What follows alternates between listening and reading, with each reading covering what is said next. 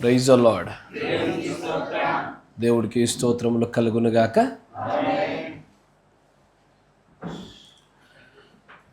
దేవుణ్ణి స్తుతించేటువంటి ప్రజలకు ఎల్లవేళలా దేవుడి యొక్క ఆత్మ, ఆయన యొక్క దూతల యొక్క సమూహము తోడుగా ఉంటుంది. ఆయనను స్తుతించుటలోనే, ఆయనను ప్రార్థించుటలోనే మన భద్రత దాగి ఉన్నది. కానీ నిజంగానే దేవుణ్ణి స్తుతించడంలో కూడా అనేక విధాలు ఉన్నాయి. దేవుణ్ణి గణపరచుటలో కూడా అనేకమైన విధాలు ఉన్నాయి. దేవుడు ఖచ్చితంగా ఆయనను స్తుతించే వారిని, ఆయనను గణపరిచే వారి దగ్గర నుంచి 3 స్థానాల్లో నుంచి ఆయన ఎప్పుడు ఆశపడతా ఉంటాడు. నా మాట జాగ్రత్తగా వినండి.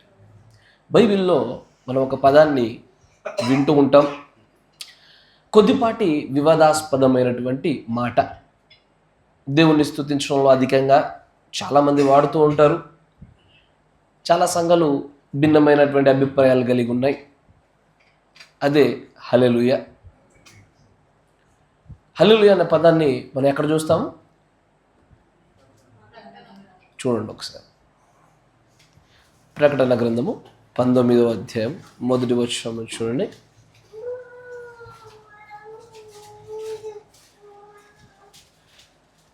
ప్రకటన గ్రంథము 19వ అధ్యాయము 1వ వచనం చదవండి. అటు తర్వాత బహుజనముల శబ్దము వంటి ఒక గొప్ప శబ్దము పరలోకం నుంచి ఇలాగూ చెప్పుచున్నది. ఏమని చెప్పుచున్నది? ప్రభువుని స్తుతించుడి అన్న ఈ పదమునకు కింద హల్లెలూయా అని రాయబడుతూ ఉంటుంది. ఇది మనందరికీ తెలిసిందే. ఒకసారి ప్రభువుని స్తుతించుడి అని చెప్తున్నది ఎవరు? మానవుల. అక్కడ పరలోకం నుంచి దిగి వస్తున్న వారు చెప్పుచున్న మాట అది. ఏమని? ఇదిగో ప్రభు వస్తున్నారు, ఆయనను మీరు స్తుతించండి. ఎందుకంటే స్తుతుల మధ్యలోనే ఆయన రాకడ దాగి ఉంది కనుక మీరు ఆయనను స్తుతించుడి. ఒకసారి ఆయనను స్తుతించుడి అన్న పదం చెప్పగానే ఆ తర్వాత పలికిన మాటలు చూడండి.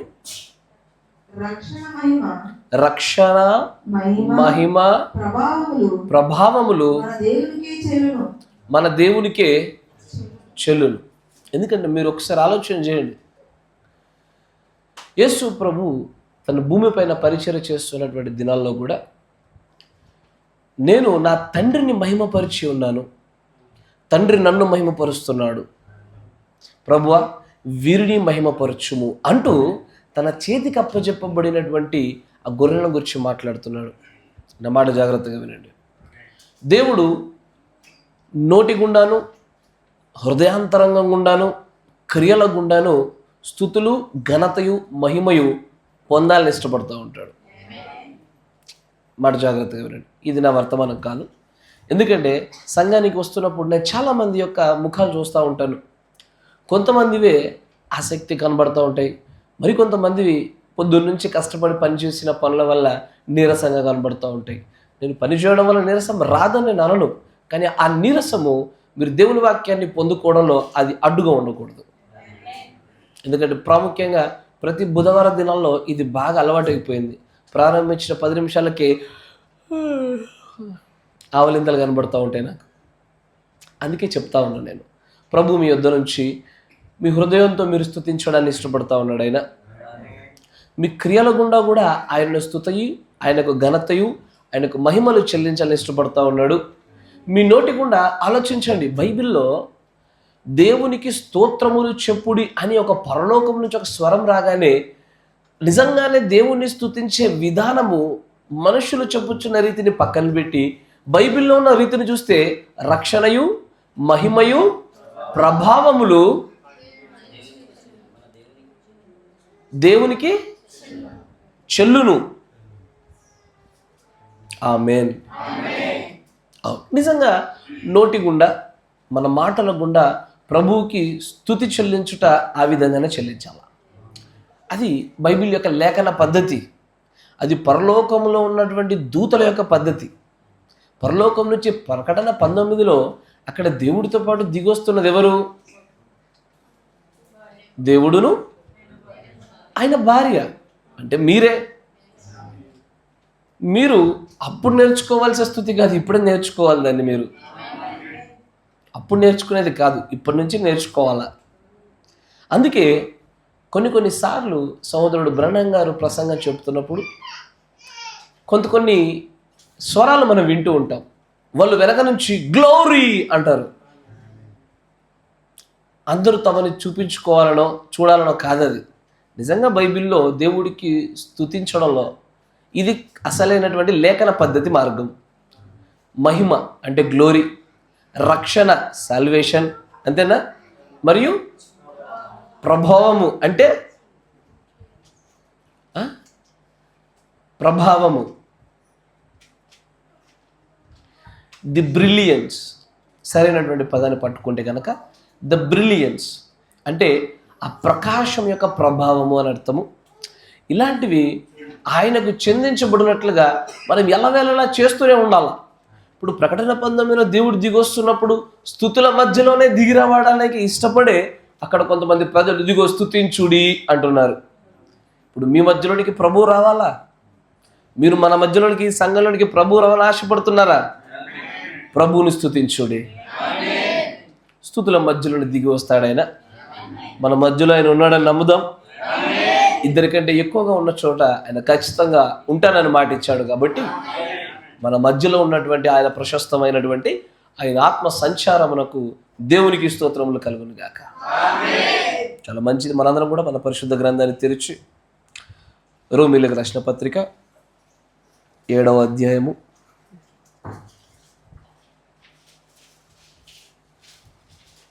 రోమీయులకు రాసిన పత్రిక 7వ అధ్యాయము 14వ వచనం వచ్చి గమనించుదాం. రోమా 7:14. ధర్మశాస్త్రం ఆత్మ సంబంధమైనదని ఎరుగుదుము, అయితే నేను పాపమునకు అమ్మబడి శరీర సంబంధినై ఉన్నాను. ఎలయనగా నేను చేయునది నేను ఎరుగను, నేను చేయ నిశ్చయించున్నది చేయక ద్వేషించున్నది చేయుచున్నాను. మాటలు జాగ్రత్తగా వినండి. పౌలు గారు పలుకుతున్న మాటలు ఇవి. నేనేదైతే చేయ నిశ్చయించుచున్నానో అది చేయక దేనినైతే నేను ద్వేషిస్తున్నానో దానినే చేయుచున్నాను. ఇచ్చయింపనిది నేను చేసిన ఎడల ధర్మశాస్త్రము శ్రేష్టమైనదన్నట్టు ఒప్పుకొనుచున్నాను. కావున ఇకను దాని చేయునది నా యందు నివసించు పాపమే గాని నేను కాదు. నా యందు అనగా నా శరీరమందు మంచిది ఏదియు నివసింపదని నేను ఎరుగుదును. మేలైనది చేయవలనను కోరిక నాకు కలుగుచున్నది కానీ దానిని చేయుట నాకు కలుగుటలేదు. నేను చేయగోరు మేలు చేయక చేయగోరని కీడు చేయుచున్నాను. నేను కోరని దానిని చేసిన ఎడల దానిని చేయునది నా యందు నివసించు పాపమే గాని ఇకను నేను కాదు. కాబట్టి మేలు చేయగోరు నాకు కీడు చేయుట కలుగుచున్నదను ఒక నియమం నాకు కనబడుచున్నది. అంతరంగ పురుషుని బట్టి దేవుని ధర్మశాస్త్రమునందు నేను ఆనందించుచున్నాను కానీ వేరొక నియమము నా అవయవములలో ఉన్నట్టు నాకు కనబడుచున్నది. అది నా మనస్సునందున్న ధర్మశాస్త్రముతో పోరాడుచు నా అవయవములలోనున్న పాప నియమమునకు నన్ను చెరపట్టి లోపరుచుకొనుచున్నది. అయ్యో, నేనంత దౌర్భాగ్యుడను. ఇట్టి మరణమునకు లోనగు శరీరము నుండి నన్నెవడు విడిపించును? మన ప్రభు అయిన యేసుక్రీస్తు ద్వారా దేవునికి కృతజ్ఞతాస్తుతులు చెల్లించుచున్నాను. కాగా మనస్సు విషయంలో నేను దైవ నియమమునకును శరీర విషయంలో పాప నియమమునకును దాసుడనై ఉన్నాను. దేవునికి స్తోత్రములు కలుగును గాక. మీరున్న చోట తలనుంచండి, కళ్ళు మూసుకోండి, చిన్న ప్రార్థన చేసుకుందాం. కనికరపూర్ణుడా, సర్వశక్తి సంపన్నుడా, వాక్యమై ఉన్నటువంటి దేవ, ఆ వాక్యమునకు అనువాదకుడు కూడా నీవై ఉండగా నీవు లేకుండా ఈ సమయంలో ఈ స్థలంలో ఈ యొక్క ఆరాధనలో మేము ఏ కార్యమును చేయలేం ప్రభువా. ఈ సమయంలో ప్రభువా ఇదిగో నిజంగానే బోధించుటకు ప్రభువా ఆ వాక్శక్తిని నాకు అనుగ్రహించమని ప్రార్థిస్తూ ఉన్నాం. నీ ప్రియమైన పిల్లలు కూడా గ్రహించినట్లుగా వీరికి గ్రహింపు శక్తిని దయచేయండి నాయన. ఇరు పక్షాల కార్యాన్ని జరిగింపజేసే దేవుడవు నీవు గనుక నిన్ను ఆహ్వానిస్తూ ఉన్నాం ప్రభువా. కృపగల దేవ, దయచేసి మా మధ్యలోనికి మీరు దిగిరండి. మా గర్వములను, మా మత్సరములను, మా జ్ఞానములను, మా నిద్రలను నాయన, మా యామరపాటును, మా నిర్లక్ష్యములను మీరు తీసివేసి ఈ ఆరాధన నీ దృష్టికి యుక్తముగా కనబడినట్లుగా, నీవు ఆనందించినట్లుగా దీనిని అంతటిని జరిగింపజేసి నీవు నాయకత్వము జరిగింపమని ప్రభు అయిన యేసుక్రీస్తు నామములో ప్రార్థన చేయుచున్నాము. Amen, amen. కూర్చోండి. Praise the Lord. దేవుడికి స్తోత్రములు కలుగును గాక. చదవబడినటువంటి లేఖనాలు మీరు గమనించారు. నా మాట జాగ్రత్తగా వినండి. ఈ మాటలు పలుకుచున్నది క్రీస్తులోనికి అప్పుడే కొత్తగా వచ్చినటువంటి ఒక మనుషుడు పలికిన మాటలు కావు. క్రీస్తు అంటే ఏమై ఉన్నదో, అసలు ఎవరై ఉన్నారు, ఆయన ఆత్మశక్తి ఎట్టిదో అన్న విషయంలో సందిగ్ధత కలిగి అటు ఇటుగా ఉంటూ, లేదా భక్తిలో ఎదగడంలో ఒక శుద్ధీకరణ వరకు మాత్రమే వచ్చి ఆగిపోయిన మనుష్యుడు మాట్లాడిన మాటలు కాదు. ఈ మాటలు పలుకుచున్నది ఎవరో తెలుసా? ఈ మాటలు పలుకుతున్న ఆ సమయములోనైనను ఎత్తబాటు జరిగితే ఎత్తబడగలిగే మనుషుడు మాట్లాడిన మాటలు. అంటే ఈ మనుషుడు ఖచ్చితంగా తను సంపూర్ణమైనటువంటి ఒక పరిపూర్ణ మానవుని స్వరూపాన్ని ధరించుకున్నవాడు. క్రీస్తుతో పాటు నిజంగానే తన యొక్క పరిపక్వతను గురించి మాట్లాడుతూ, నేను క్రీస్తును పోలి నడుచుకున్నాను, మీరు నన్ను పోలి నడుచుకొనుడి అని చెప్పగలిగినటువంటి సంపూర్ణ స్థాయికి చేరుకున్నటువంటి ఒక మనుషుడు మాట్లాడుతున్న మాటలు. ఆమేన్. కొద్దిగా డోర్ మూసేయండి, పురుగులు వస్తున్నాయి. కాబట్టి ఆ సంపూర్ణతకు చేరుకున్న తర్వాత ఆ మనుషుడు మాట్లాడుతున్న ఈ మాటల్ని చూడండి. ఈ మాటలు అప్పుడే క్రీస్తుని కొత్తగా వచ్చినవాడు మాట్లాడినాడు అనుకోండి, నేను ఏదైతే చేయడానికి ఇష్టపడతా ఉన్నానో అది చేయలేకపోతున్నాను, నేను దేన్నైతే చేయొద్దు అనుకుంటున్నానో, దేనినైతే నేను అసహించుకుంటున్నానో, దేని విషయమైతే నేను ద్వేషాన్ని కలిగి ఉన్నానో అది నా దేహం గుండా జరుగుతుంది అంటున్నాడు ఆయన. ఇదే మాట ఒక పాస్టర్ మాట్లాడినాడు అనుకోండి, ఇదే మాట ఒక 30-40 సంవత్సరముల వర్తమానంలో ఉన్నవాడు మాట్లాడుతున్నాడు అనుకోండి, వెంటనే ఒక తీర్పు వెళ్తుంది. ఏమని? వీడికి పరిశుద్ధాత్మ లేదు. వాస్తవమేనా? ఈ రోజున నీ సాటి సహోదరుడు కానీ, నీ సాటి సహోదరి కానీ ఒక మాట మాట్లాడినా, నీ కాపర ఒక మాట మాట్లాడినా, వెంటనే వీఆర్ బికమింగ్ జడ్జిమెంటల్, తీర్పు తీర్చేడు వారిగా అయిపోతున్నాము. బహుశా అది మన నోటిలో నుంచి బయటకు రాకపోవచ్చు, కానీ అంతరంగంలో తీర్పు తీర్చేస్తున్నాం మనం. ఆమేన్. నేను ఈరోజు మీతో మాట్లాడాలనుకున్న అంశము ద లా ఆఫ్ సిన్, పాప నియమం అనే వర్తమానాన్ని మనం ముందు కొనసాగింపజేస్తూ ఉన్నాము. It's a very big chapter, చాలా పెద్ద అంశం ఇది. ఒకేసారి అయిపోదు మనకి. బహుశా దానిపైన ఒక 3-4 వర్తమానాలు చెప్పామనుకుంటా. ఇంకా ముందు కొనసాగించేలా ప్రయత్నం చేద్దాం. కొద్ది మాటలే మాట్లాడతాను నేను బుధవారం దినాన్న, జాగ్రత్తగా వినండి. ఇప్పుడు ఆలోచన చేయండి, ఈ పౌలు అనేటువంటి ఈయన దేవుణ్ణి పోలి నడుచుకున్నాను, నన్ను పోలి నడుచుకొనుడి అని తన్ను తానే ఒక రిఫరెన్స్గా, ఒక స్కేల్గా తనతో పోల్చుకొని కొలవగలిగినటువంటి ఒక స్థాయిలో నిలబడిన వ్యక్తి, నేను కొన్ని చేయాలనుకుంటే అవి అవ్వట్లేవు, నేను మంచి చేయాలని చూస్తున్నాను, కానీ ఏదైతే చెడు అనుకొని దాన్ని చేయకుండా ఉండడానికి దూరం జరుగుతున్నానో అదిగో అది నా వల్ల జరుగుతుంది అంటున్నాడు ఆయన. ఇలాంటి స్థాయి, ఇలాంటి మాటలు మాట్లాడుతున్నటువంటి ఈయన ఎత్తబాటుకి ఎలా సరిపోతాడు? అసలు ఈయన ప్రథమ సంఘ కాలానికి దూతగా ఎలా ఎన్నిక చేయబడతాడు? ఈయన సింహము వలె ప్రకటించబడినటువంటి స్వార్థ దినములలోని ఒక దూతగా ఎలా ఉంటున్నాడు ఈయన? అంతేకాకుండా ఆయన అంటాడు, నాలో 2 నియమాలు నడుస్తూ ఉన్నాయి.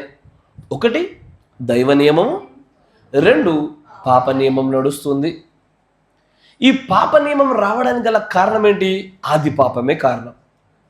ఆదిలో అవ్వ చేసినటువంటి ఆ తప్పిదమును బట్టి ఆ తప్పు నా పైన మోపబడుతుంది. ఆ తప్పిదంలో నుంచి నా ఆత్మ విడుదల పొందింది, నా ప్రాణం విడుదల పొందుతుంది, కానీ నా దేహం ఇంకా విడుదల పొందలే. దీనిలో ఇంకా విడుదల రాలేదు కనుక దీనిలో ఆ నియమం ఉన్నది. నా మాట జాగ్రత్తగా వినండి. దీనిలో ఆ పాప నియమము ఇంకా నిలిచి ఉండడం గల కారణం ఏంటంటే దీనిలో నాకు ఇంకా విడుదల రాలే.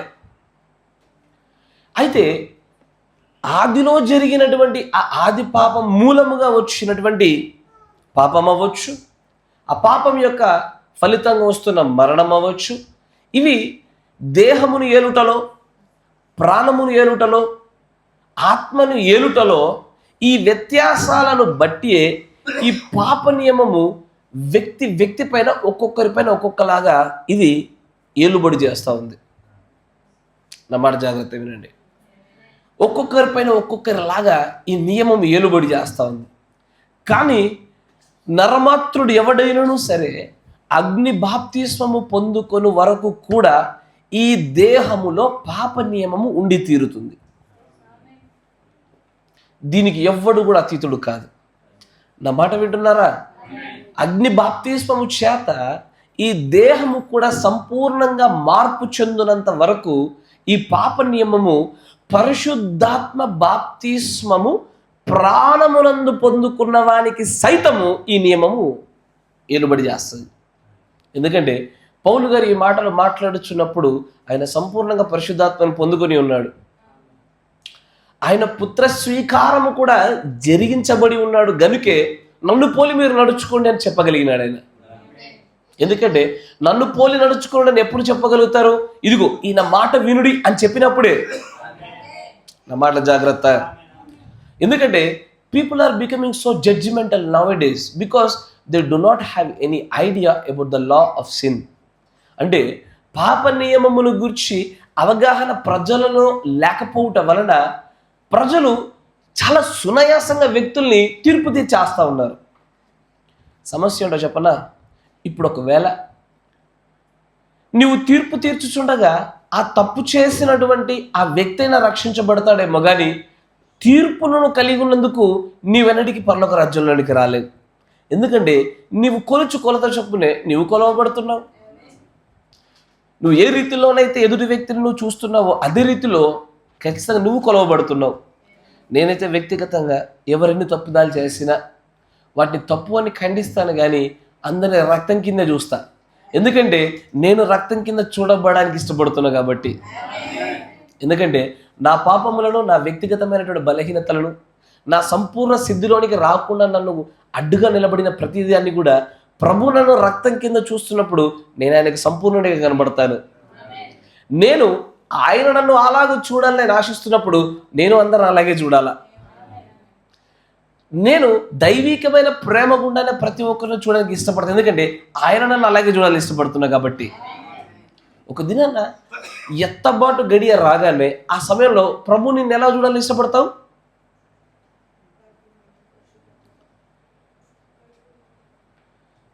ఏ ఒక్కరైనా సరే ఎత్తబాటు సమయం వరకు ఎత్తబడుటకు ప్రభు యొక్క జల్లెడలో నేను సంపూర్ణంగా పరిశుద్ధునిగాను పరిశుద్ధురాలిగాను అర్హతను కలిగి ఉంటాను అని చెప్పగలుగుతారా?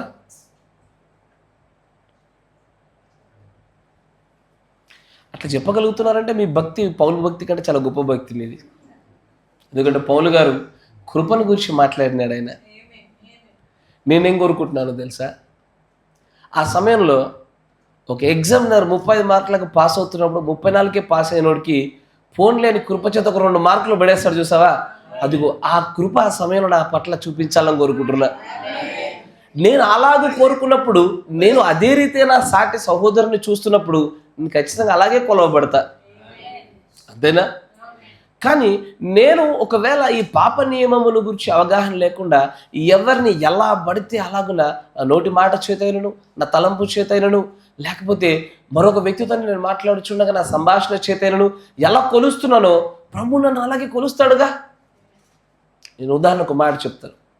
పేతురు సహోదరుడు ఉన్నాడు, పీటర్ గారు. ఆయన ఒక కార్యాన్ని చేశారు. ఎందుకు చేశారో నాకు తెలీదు.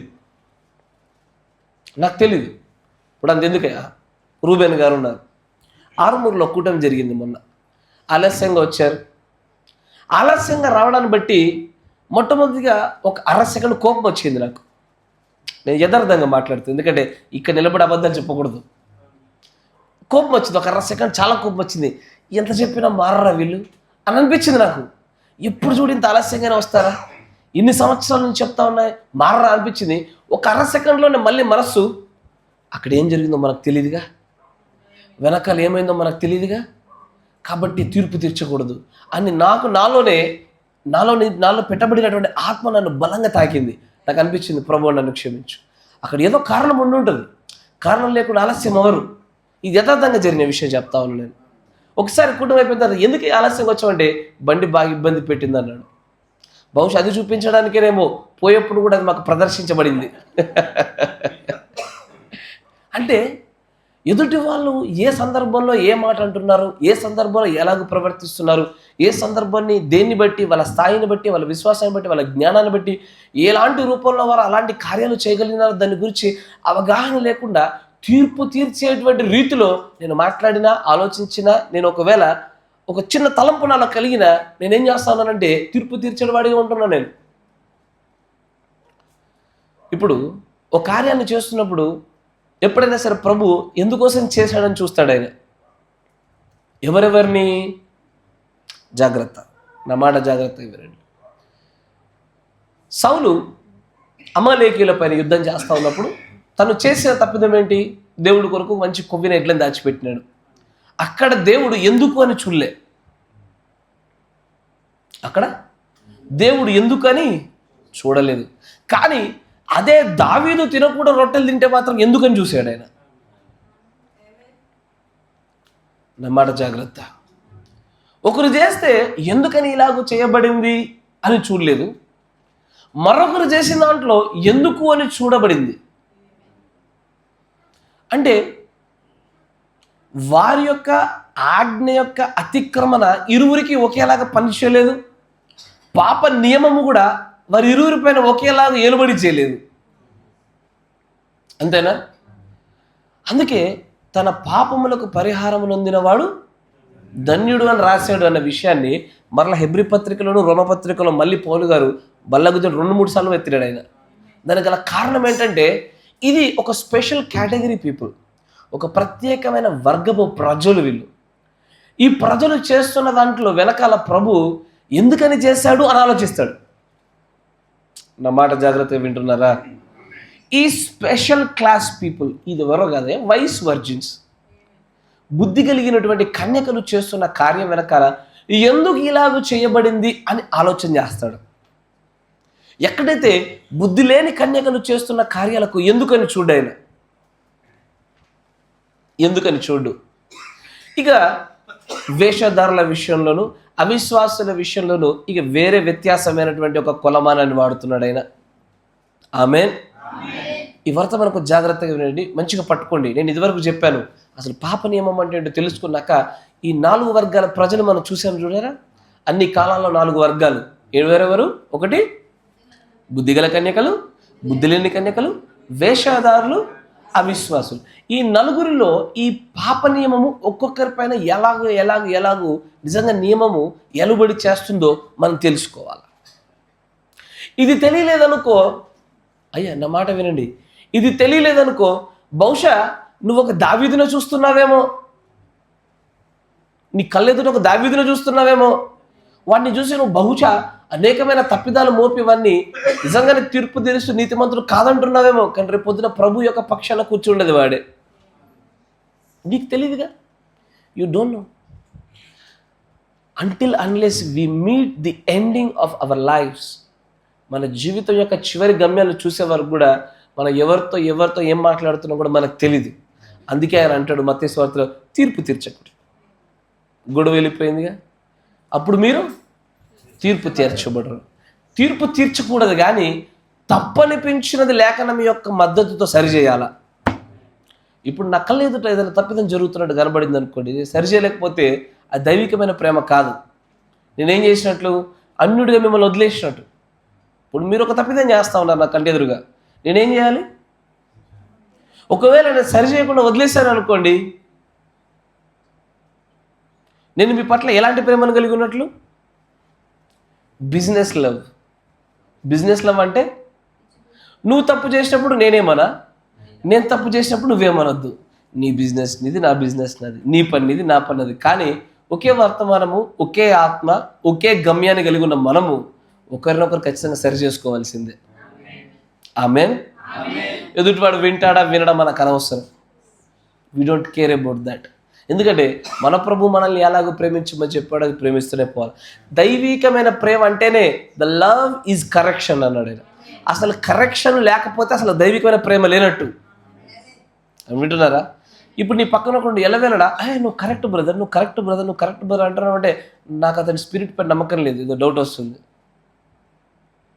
ఒక నిజమైనటువంటి దైవికమైన ప్రేమ కలిగిన వాడు నిజంగానే ఒక ఇంకో ఇనుమును పదును పెట్టాలి కదయ్యా. చెలికాడు చేసేది అదే.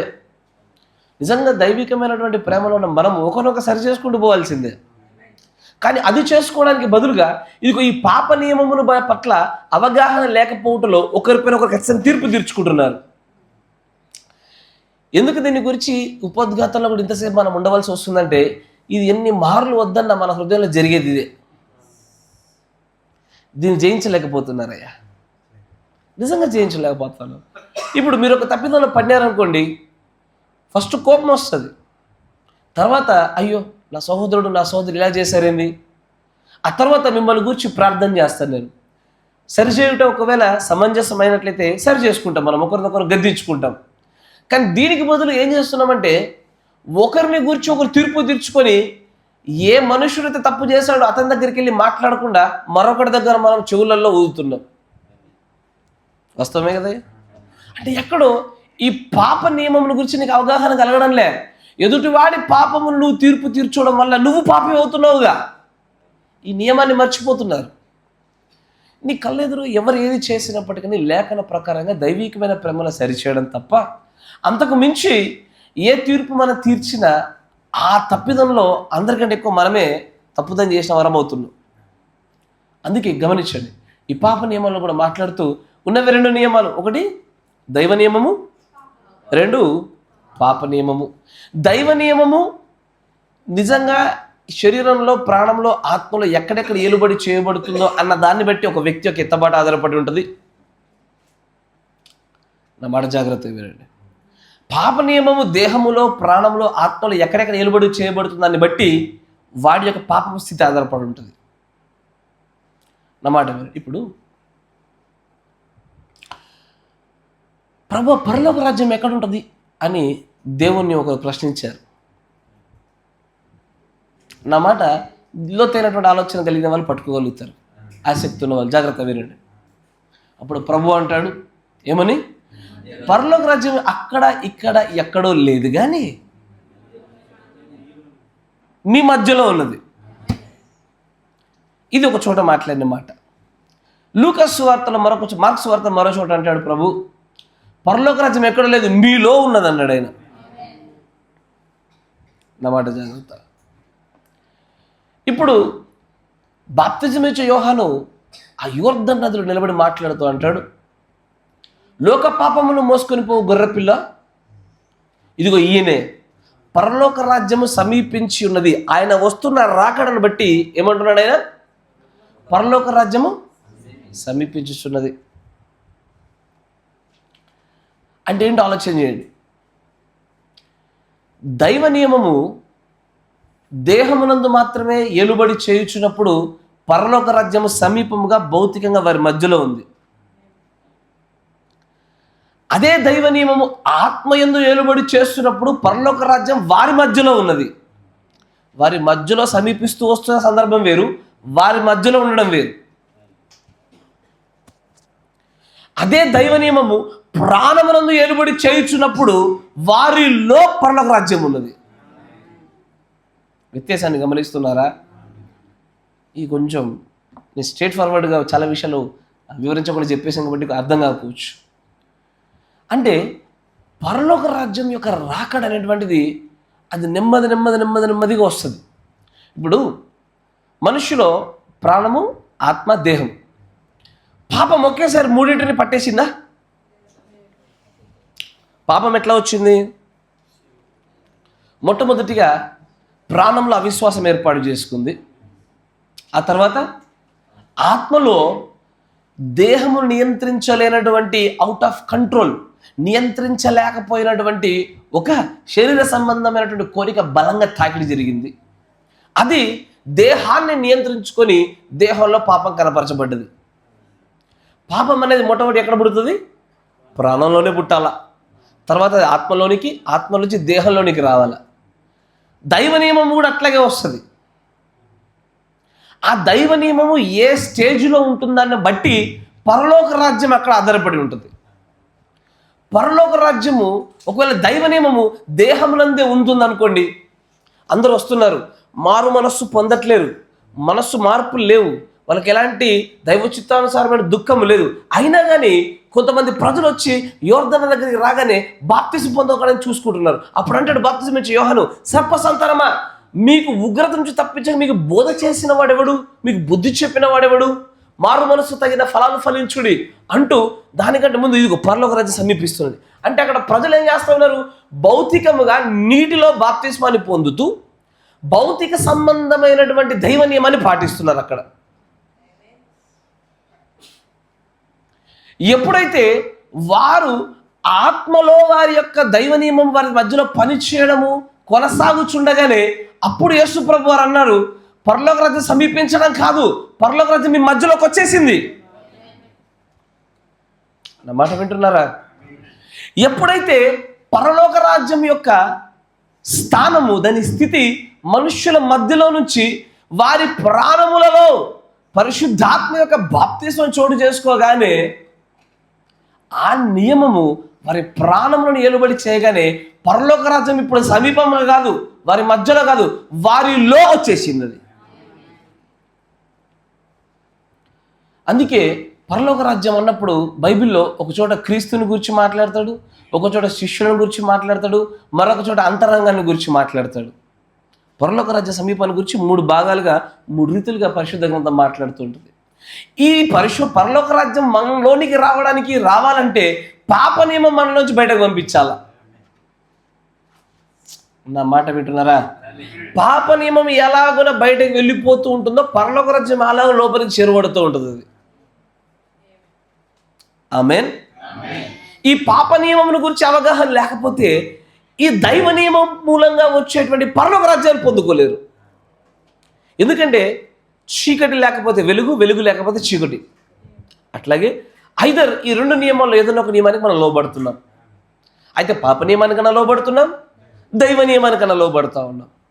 ఈ రెండింటిలో నేను పాప నియమం గురించి నాకు అవగాహన లేకుండా నేను దైవ నియమానికి లోబడుతున్నాను భ్రమలో మనం ఉండకూడదు. ఇక్కడ సంపూర్ణత కలిగేది ఎప్పుడు? అగ్ని బాప్తిసం తర్వాతే. ఆ సమయంలోనే మనలో ఉన్న పరలోక రాజ్యము మేనిఫెస్టేషన్ జరుగుతుంది, అంటే బహిర్గతం అవుతుంది, రూపాన్ని దాల్చుకుంటుంది అది. నా మాట వింటున్నారా? దీనిని బట్టే ఈ కాల ప్రవక్త పౌలు గారు చెప్పిన మాట, మనం ఇదివరకే క్రీస్తుతో పాటు శ్రమపడి సిలువలో మరణించి తిరిగి లేపబడితిమి అన్నాడు. ఆయన లేపబడబోతున్నాము కాదు, లేపబడితిమి అన్నాడు. దాన్ని బట్టే ఈ కాల ప్రవక్తలు ఒక మాట అన్నాడు, వీఆర్ స్పిరిచువల్లీ రిజరెక్టెడ్. ఆత్మీయంగా మనం ఎత్తబడిపోయినామన్నారు. ఈ మాటను పట్టుకొని ఈ వర్తమానంలో కొంతమంది ఎత్తబడిపోయిన గుంపు వచ్చింది ఒకటి. నా మాట పెట్టినారా? ఎత్తబడిపోయిన గుంపు అంటే ఆయన సంఘ శాఖలో వాళ్ళు కొంతమంది మనం ఎత్తబడిపోయినా మన 1000 పాలనలో ఉన్నామనే బోధ ఎట్లా ఉంటుందో ఈ వర్తమానంలో ఎత్తబడిపోయినామనే గుంపు ఉంటుంది. రుద్రంగిలోనే, మా సొంత ఊరిలోనే ఉంది ఆ గుంపు. దానిలో నుంచి ఒక పాస్టర్గా దేవుని దాన్ని బట్టి బయటకు వచ్చినారు ఆయన. వాళ్ళు సిద్దిపేట ఈ ప్రాంతాల్లో ఎక్కువ తిరిగేది ఆ గుంపే. సిద్దిపేటలో అయ్యా ఏలియా ఈ చాట్లు, ఇట్లాంటి చాట్లు కనబడ్డంత మాత్రం ప్రతివాడు మనోడు కాదు, అంతేనా కదా? ఈ చాట్స్, ఈ మేఘాము, ఇవి ఇట్లాంటివి వేసుకున్నంత మాత్రాన ప్రతివాడు మనోడు కాదు. అందుకంటే ఈ లోకంలోనికి అనేకమైన ఆత్మలు బయలువెళ్ళి ఉన్నవి. ప్రతి ఆత్మను నమ్మక పరీక్షించుడి. ప్రతి ఆత్మ నమ్మడానికి వీలు లేదు. ఎందుకంటే దాని బోధన బట్టే అది ఏ ఆత్మ, అది ఎలా ఉంది, ఎక్కడ నిలబడినారన్న విషయం బయటపరచబడుతూ ఉంటుంది. స్పిరిచువల్ రిజరక్షన్కి, ఫిజికల్ రిజరక్షన్కి చాలా తేడా ఉంది. అంటే ఆత్మ సంబంధమైన ఎత్తబాటుకు, భౌతికమైన ఎత్తబాటుకు చాలా వ్యత్యాసం ఉంది. ఇంకా భౌతికమైన ఎత్తబాటు జరగలేదు గనుకే భౌతికమైన ఈ దేహంలో పాపనేమో నిలిచే ఉంది. దాన్నే పౌలు గారు అంటున్నారు ఏమని, నేను మంచి చేయాలని చూస్తూ ఉన్నాను, కానీ దేన్నైతే చేయకూడదని ద్వేషిస్తున్నానో అదే జరుగుతుంది నా వల్ల. నేను అనుకుంటున్నాను అది జరగడంలే. నా మాట వినండి. ఇప్పుడు ఒక చిన్న ప్రశ్న అడుగుతా.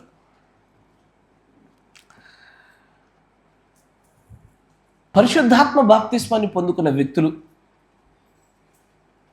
ఎప్పుడైనా గొడవ పడతారా? నా మాట మంచిగా వినాలి. మీరు సమాధానం చెప్పేటప్పుడే మీ స్థితి అని అర్థమవుతుంది నాకు. మంచిగా వినండి. పరిశుద్ధాత్మ బాప్తిస్మాన్ని పొందుకున్న వ్యక్తులు గొడవ పడతారా?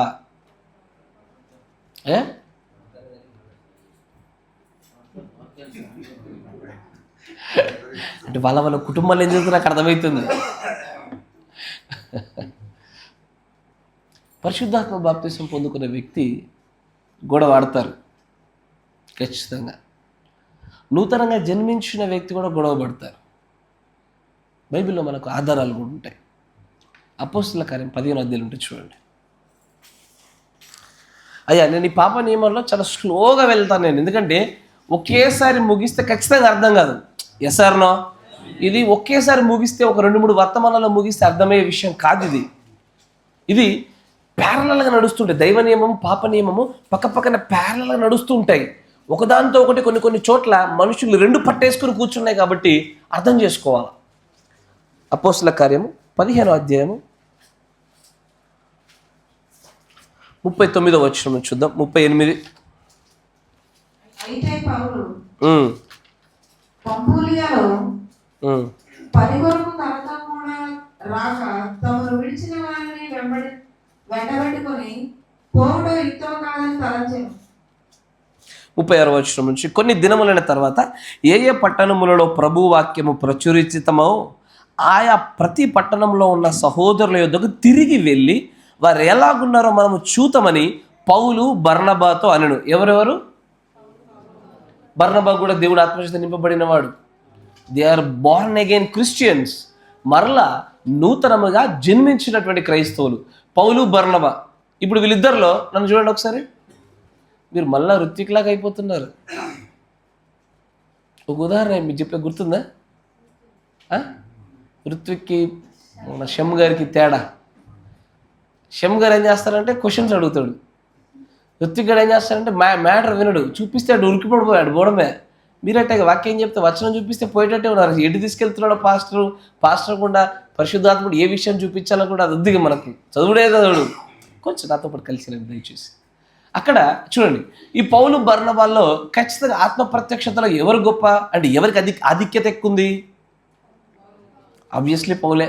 ఎందుకంటే 13 పత్రికలు రాసినాడు ఆయన బైబిల్లో. ఆయన రాసిన పత్రికల్ని పరిశుద్ధ గ్రంథంగా దేవుడు ఒక పుస్తకంగా మలచడానికి ఇష్టపడినాడు. అయినప్పటికీ ఇరువురు కూడా దేవుని ఆత్మచేత నింపబడిన ప్రజలే. ఆయన చూడండి ఒకసారి ఏమంటాడు అక్కడ. అప్పుడు మార్కు అను మారు పేరు గల యోహానును వెంటబెట్టుకొని పోవుటకు బర్నబా ఇష్టపడను. బర్నబా ఏం చేశాడు? మార్క్ అనే వ్యక్తిని తీసుకొని పోతానని ఇష్టపడ్డాడు ఆయన. అయితే పౌలు అంటున్నాడు ఏమని? పంపులియలో పని కొరకు తమతో కూడా రాక తమను విడిచిన వాణిని వెంటబెట్టుకొని పోవుట యుక్తము కాదని తలంచెను. ఏంటది? పంపులి అనే ప్రాంతంలో పని కొరకు తమతో పాటు రాకుండా తమల్ని అంటే పౌలు గారిని విడిచి ఎవరైతే ఉన్నారో అతనే మార్కు. అంతేనా? ఈ మార్క్ అనేవి ఏం చేశాడు? పంపులి అనే ప్రాంతంలో పౌలు గారితో పాటు పని చేయట్లో రానటువంటి ఆ వ్యక్తిని పట్టుకుని ఎట్లా తీసుకెళ్తా అంటున్నావు? తర్వాత చూడంటాడు, వారిలో తీవ్రమైనటువంటి వాదము కలిగినందున ఒకడినొకడు విడిచి వేరైపోయి. అంటే వాదములు పెట్టుకున్నంత మాత్రాన, భేదాభిప్రాయాలు కలిగి ఉన్నంత మాత్రాన, ఒకరితో ఒకరికి పొదగనంత మాత్రాన వారికి పరిశుద్ధాత్మ లేదని కాదుగా. ఎందుకంటే మరలా పౌలు బర్నబాలు తర్వాత మళ్ళీ కలిసినట్టు కనబడుతుంది, తర్వాత మళ్ళీ రాజీ పడినట్టు కనబడుతుంది. అంటే ఈ రోజున ఇదే పరిస్థితి కనుక 2 పాస్టర్ల మధ్యలో కనబడింది అనుకోండి, అన్నమాట జాగ్రత్త. ఇదే పరిస్థితి 2 పాస్టర్ల మధ్యలో కనబడింది అనుకోండి, ఏ విషయాన్ని బట్టి ఏకాభిప్రాయం లేకుండా భిన్నమైన అభిప్రాయాలను బట్టి వేరువేరుగా నిలబడినారనుకోండి, సంఘం 2 ముక్కలైద్ది. సంఖ్య అధికంగా ఎటైనా దిక్కు ఉండొచ్చు, కానీ 2 ముక్కలు అవుద్ది. ఏమని? అయితే ఈ పాస్టర్ అన్న కరెక్ట్, లేదా ఆ పాస్టర్ అన్న కరెక్ట్. కానీ మూర్ఖుడు నీకు తెలియదు ఏంటంటే ఇదంతా ప్రభు చిత్త ప్రకారంగా జరిగేటువంటి ప్రణాళిక. ఒకటిది బంగారు పరిచర్య, ఒకటి వెండి పరిచర్య, ఒకటి కర్ర పరిచర్య, మట్టి పరిచర్య. ఇది ప్రభు చిత్తం. అది ఎప్పుడు జతపరచాలో, ఎప్పుడు వేరుపడాలో అన్నిటికీ సమయము కలదు. ఈ జ్ఞానం లేకుండా మూర్ఖంగా లేదు ఈయనే కరెక్ట్ అంటే నీ గాడ్ బేస్ నేను చేసేదేం లేదు. అంతేనా కదా?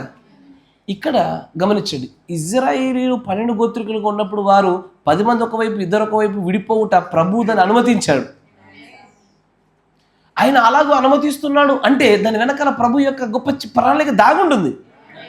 తర్వాత వాళ్ళందరూ ఇప్పుడు ఎప్పుడు కలుస్తున్నారు? ఇప్పుడు కలిసిపోయినారు వాళ్ళంతా. ఇప్పుడు ఎవడు ఏ గోత్రం కూడా తెలియదు, ఇజ్రాయేలీయులు మాత్రం తెలుసు. అందరూ వాళ్ళ దేశాలకు వెళ్ళిపోయినారు. ఒకనొక సమయంలో ఏమవుతుందంటే ఆ 12 మంది ఏకమైపోతారు. వారు వేరుపడడానికి గల కారణాలు ఉన్నాయి, కలవడానికి గల కారణాలు ఉంటాయి. అందుకే ప్రసంగిలో ఉన్నటువంటి ఆ మాటను చాలా జాగ్రత్తగా గమనించాలా. అన్నిటికీ సమయం కలదు. వేరుపడుటకు, మళ్ళీ సమకూర్చబడుటకు, కొట్టుకొనుటకు, మరలా ప్రేమించుకొనుటకు, అన్నిటికీ సమయం కలదు. అట్లాగే ఇవి జరుగుతున్నంత మాత్రాన ప్రభువులో వారు ఆత్మచేత నింపబడకుండా తప్పిపోయిన వారుగా అని చెప్పుకోవడానికి ఒక్క బైబిల్ ఆధారంగా అనిపించదు. ఒక్క బైబిల్ ఆధారం కనిపించదు. ఎందుకంటే ఈ పాప నియమం అలాగున పట్టి పీడిస్తూ ఉంటుంది. దేహంలోనే పాప నియమం కనబడుతుంది. కానీ వీరు పంపులి అనే ప్రాంతంలో పనిచేస్తుండగా పౌలుతో పాటు ఈ మార్క్ అనే వ్యక్తి సహకరించకపోయేసరికి ఇప్పుడు పౌలు గారు ఆ వ్యక్తి పైన ఖచ్చితంగా నారాజులో ఉన్నాడు, కోపంగా ఉన్నాడు. వాడిని ఎట్లా తీసుకెళ్తావు నువ్వు? అంతేనా? ఇప్పుడు ఈ రోజున ఒకసారి ఆలోచన చేయండి. నేను మీలో ఒకరిని తీసుకెళ్ళాను అనుకోండి, ఎట్లుంటుంది? మమ్మల్ని ఎందుకు తీసుకపోలే? ఆ పాస్టర్ ఎప్పుడు ఆయనకే క్లోజు. పక్కన ఉండి మస్తు గుసగుసలు పెట్టుకుంటారు వీళ్ళిద్దరు. సాధారణంగా అన్ని సంఘాల్లో జరిగే విషయాలే మన దగ్గర కూడా జరుగుతాయి.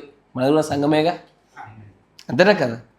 కానీ మూర్ఖమైనటువంటి ఆలోచన విధానం ఏంటంటే పాప నియమం గురించి అవగాహన లేకుండా, దైవ నియమం ఎలాగో పనిచేస్తుందో తెలియకుండా ఎలా పడితే అలాగ తీర్పు తీరుస్తున్నారు కదా. ఇలాగూ తీర్పు తీర్చిన ప్రతి వ్యర్థమైన ప్రతి మాటను బట్టి లెక్కలోకి వస్తాంగా మనం. అందుకే అన్నిటికీ ప్రభు చిత్తానికి అప్పచెప్పుకోవడం మేలుకరమైన విషయం. ప్రభువా, అన్ని సమకూర్చబడినాయా, నీకు స్తోత్రం. అన్నీ నాకు విరుద్ధంగా లేచాయా, అయినా నీకు స్తోత్రం. నేను అనుకుంటున్నట్టుగా నా చుట్టూ కదలాడుతున్నాయా, నీకు స్తోత్రం. కదలాడట్లేదా, నీకే స్తోత్రం. అంతే అనుకోవాలి. కానీ ఇది ఈ నియమాలను గురించి అవగాహన లేకపోవటం వలన నేడు అనేక మంది క్రైస్తవులు తీర్పు తీర్చేటి వాడిగా మర్చిపోతున్నారు. తర్వాత చూడండి అంటాడు, పౌలు శీలను ఏర్పరచుకొని సహోదరుల చేత ప్రభు కృపకు అప్పగింపబడిన వాడే బయలుదేరి సంఘములను స్థిరపరచుచు సిరియా, కిలికియా దేశముల ద్వారా సంచారము చేయుచుండెను. బర్నబా ఏమో మార్కుని తీసుకుని వెళ్ళిపోయినాడు, పౌలు గారు శీలను తీసుకుని వెళ్ళిపోయినాడు. ఏమైనారు? వేరువేరు అయిపోయినారు. ఎందుకు వేరువేరు అయిపోయినారంటే ఆలోచన చేయండి. దాని వెనకాల కూడా ప్రభు చిత్తం ఉండాలిగా, అంతేనా కదా? ఇప్పుడు పొలానికి నాట్లేస్తోడు, నువ్వు నాట్లేస్తోంది చదివితే నేను నాట్లు వేయడానికి వాడుకుంటాడు దేవుడు, అంతేనా?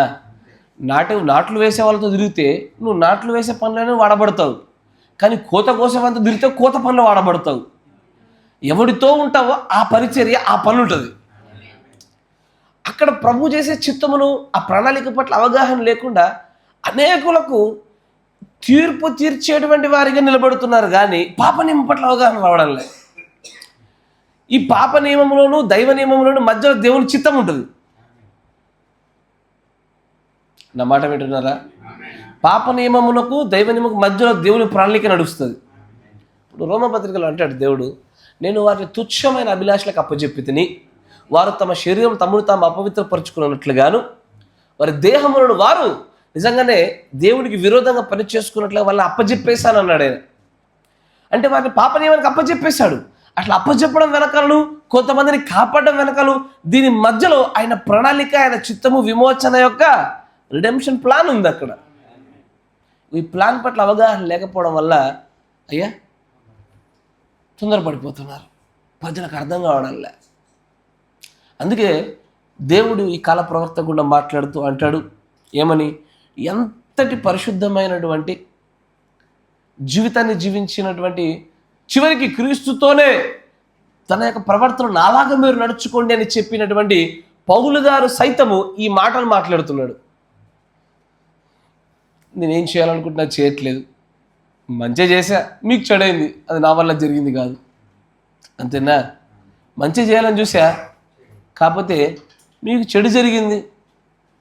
మీ ఇంట్లో ఎలకలు తిరుగుతారని చెప్పి ఎలకల్ని ఎగరగొడదామని చెప్పి నేను నిప్పు పట్టుకొచ్చా, గుడిచంటుకొని వీళ్ళు కాలిపోయింది, ఏం చేయాలా? నా మాట వింటున్నారా? Praise the lord. ఎలకను తోలుదామని చూసాం కానీ మీ గుడిసెలు కాలినాయి. ఇప్పుడు గుడిసె కాల్చింది నేనా? నా యందు నివసిస్తున్న నా పాపమా?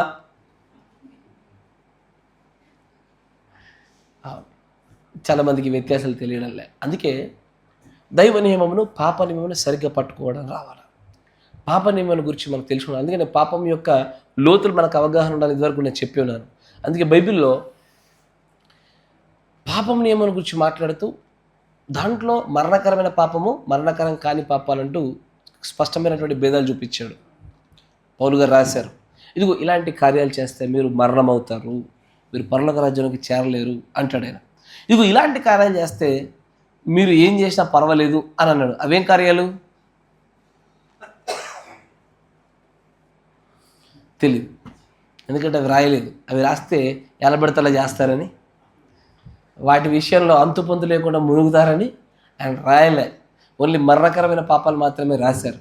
కానీ పరిశుద్ధాత్మ చేత నింపబడిన వ్యక్తి మరణకరమైన పాపాలు చేయడు, కానీ మరణకరం కాని విషయాలలో మాత్రము తప్పకుండా తడబడుతూ ఉంటాడు.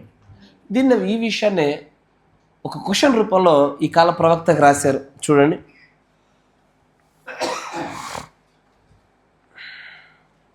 (61-1015)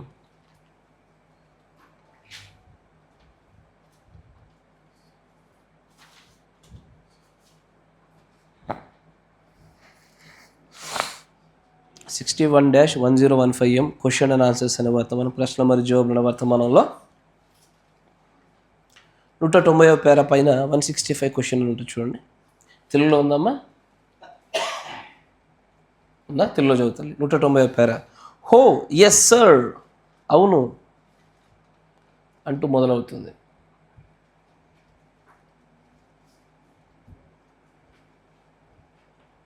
165వ క్వశ్చన్ ఉంటుంది చూడమ్మా, 165 క్వశ్చన్. నేను పేరా నెంబర్ చెప్పట్లేదు, ప్రశ్న నెంబర్ చెప్తున్నా, ప్రశ్న సంఖ్య చెప్తున్నా. పిల్లలు మంచిగా వినడరా, అయిపోయినాక క్వశ్చన్స్ అడుగుతా మిమ్మల్ని, జాగ్రత్త, మిమ్మల్ని అడుగుతా. అవును, చదువమ్మా. పరిశుద్ధాత్మతో నింపబడిన వ్యక్తి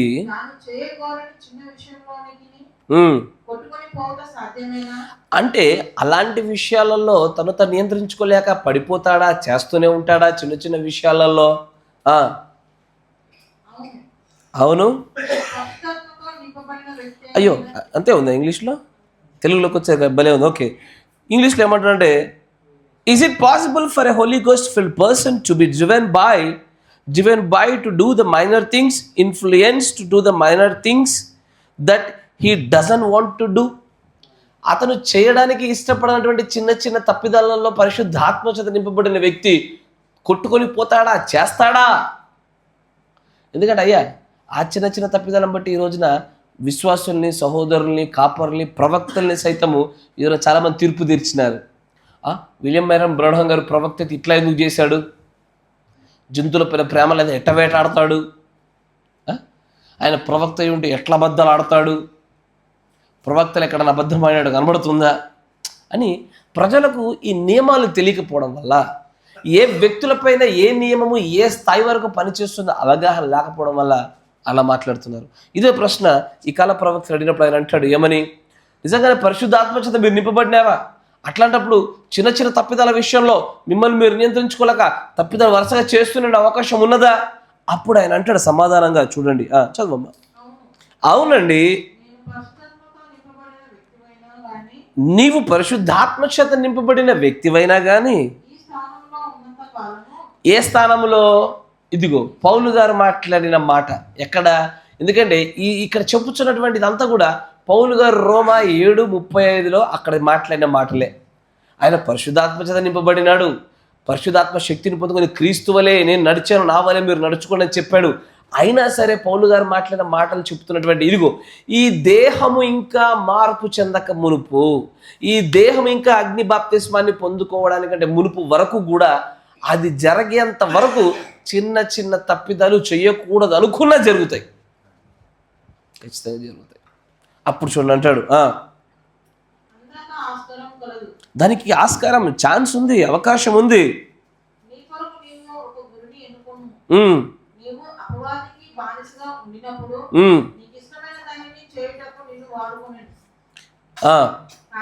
కానీ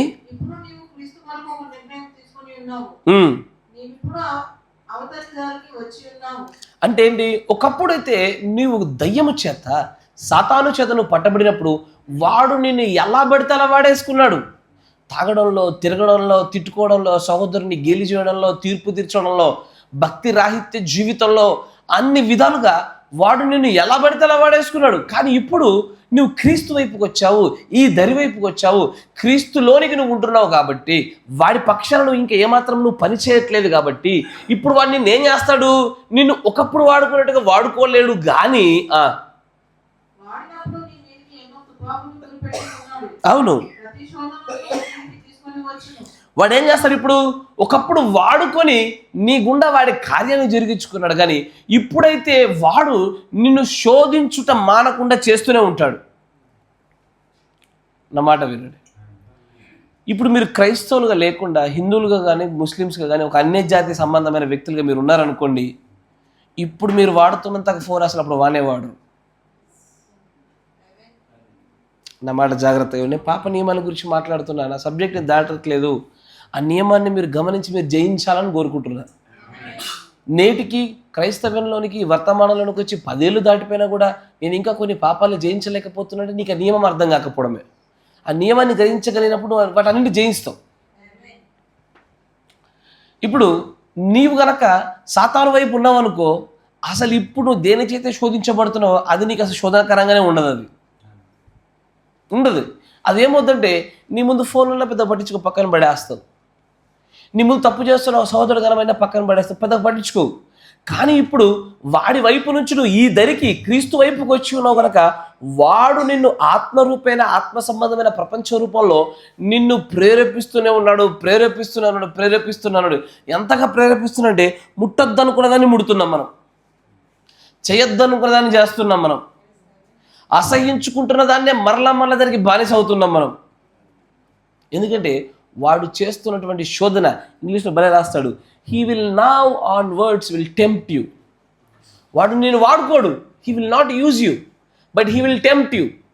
వాడు ఇప్పుడు నేను వాడుకోకుండా నిన్ను శోధిస్తున్నాడు. వాడి చేత వాడబడుట వేరు, శోధించబడుట వేరు. వాడబడుట ఎప్పుడు వాడబడతారు? అవసరతను బట్టి నిన్ను సాతానుగాడు, దయ్యంగాడు వాడుకుంటాడు.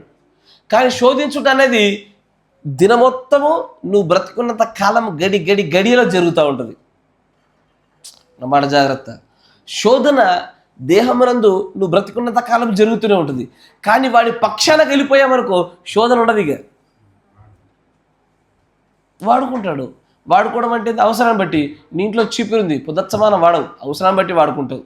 ఆడు కూడా వాడి ప్రణాళిక నెరవేర్పించుకోవడానికి సాతానుగాడు వాడి పనిని బట్టి నిన్ను వాడుకుంటూ ఉంటాడు వాడు. కానీ ఇప్పుడు హీ విల్ టెంప్ట్ యూ. అతను నేను ఖచ్చితంగా వరుసగా టెంప్ట్ చేస్తూనే ఉంటాడు. తర్వాత చూడండి, కానీ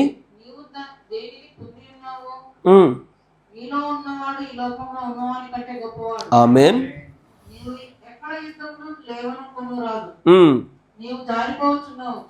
చూసారా?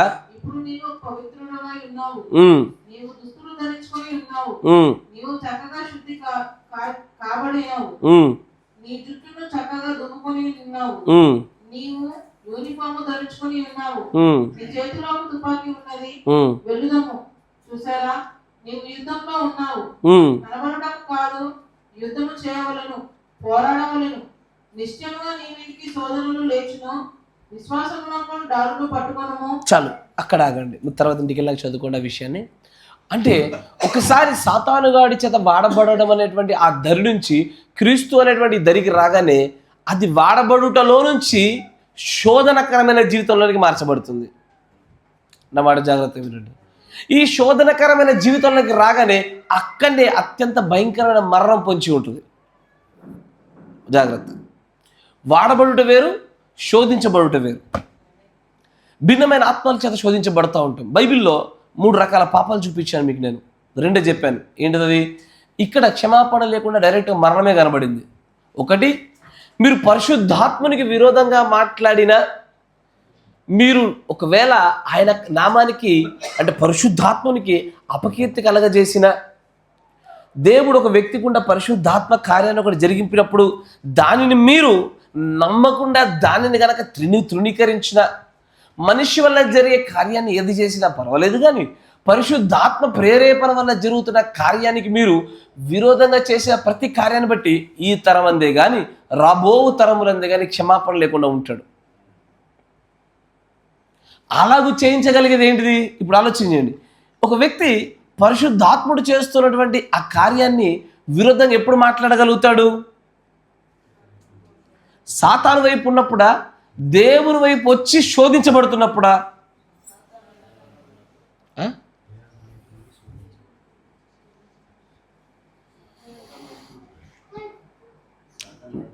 జాగ్రత్తగా మంచిగా వినండి. దేవుని వైపు ఉండి శోధించబడుతున్నప్పుడు ఒకవేళ అలాంటి తప్పిదాలు చేసే అవకాశం ఉంటుందా? సాతాను వైపు నిలబడి సాతాను చేత వాడబడుతున్నప్పుడు అవకాశం ఉంటుందా?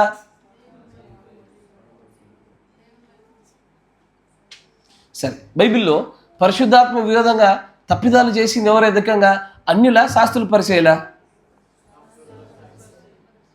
అన్యులు చేయలేదుగా. ఎందుకంటే అన్యులు సంపూర్ణంగా దయ్యం వైపు నిలబడినారు వాళ్ళు.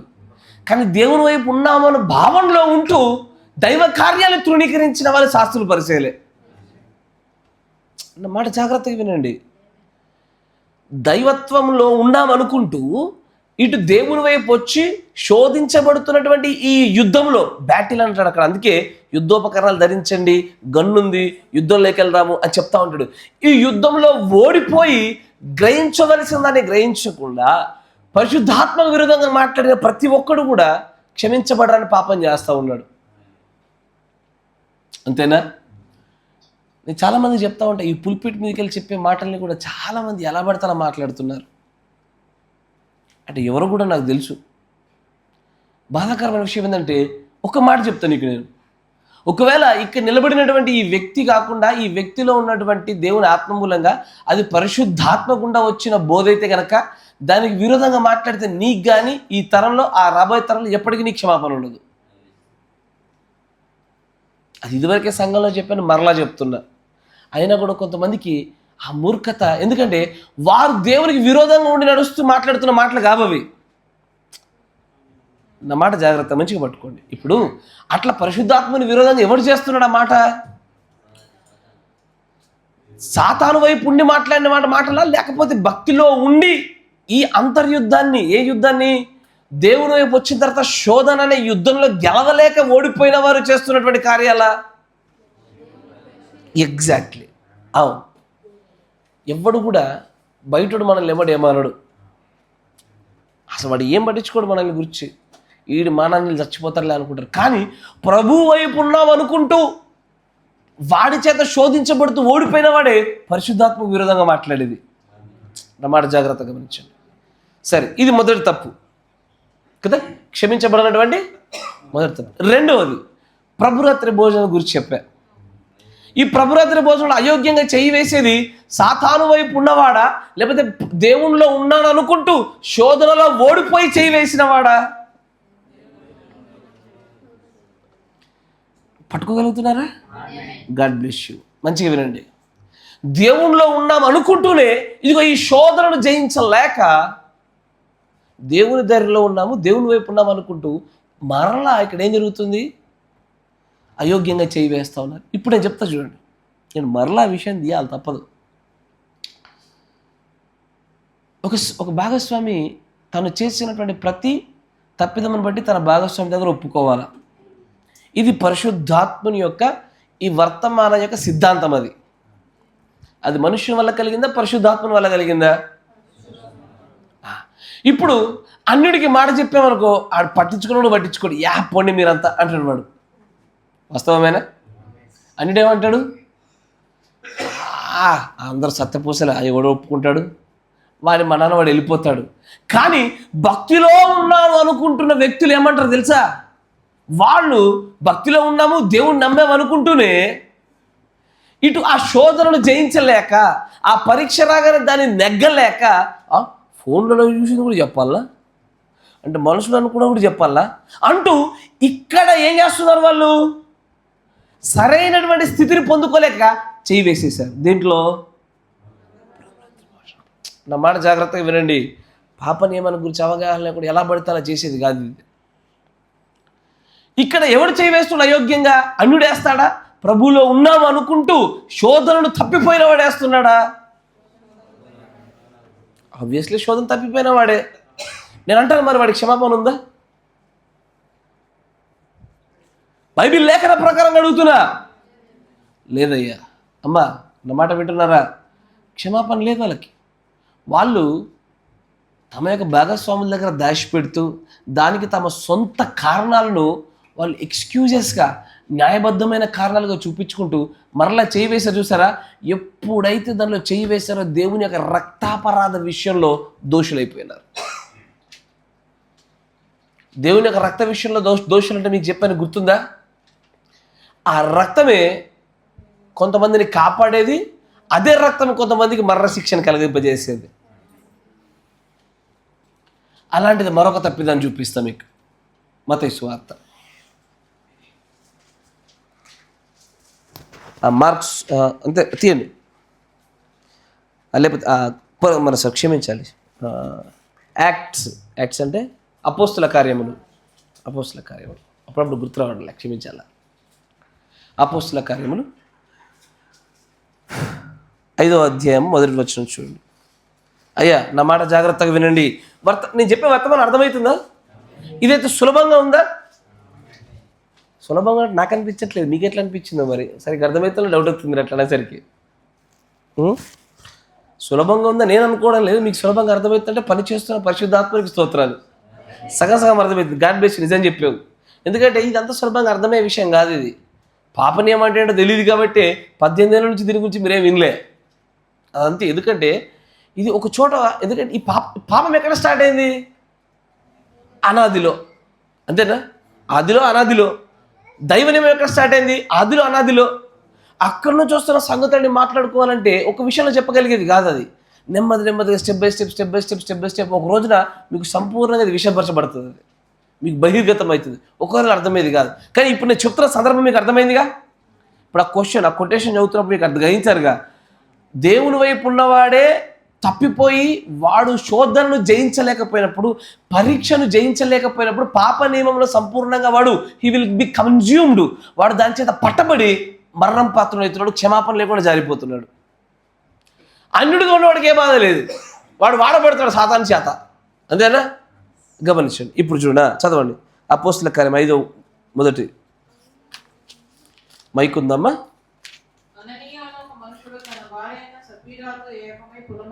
చాలా గమనించండి అయ్యా, నా మాట జాగ్రత్త. బైబిల్లో క్షమాపణ లేకుండా మరణాన్నే నేరుగా దేవుడు అనుగ్రహించింది ఈ 3 సందర్భాలు.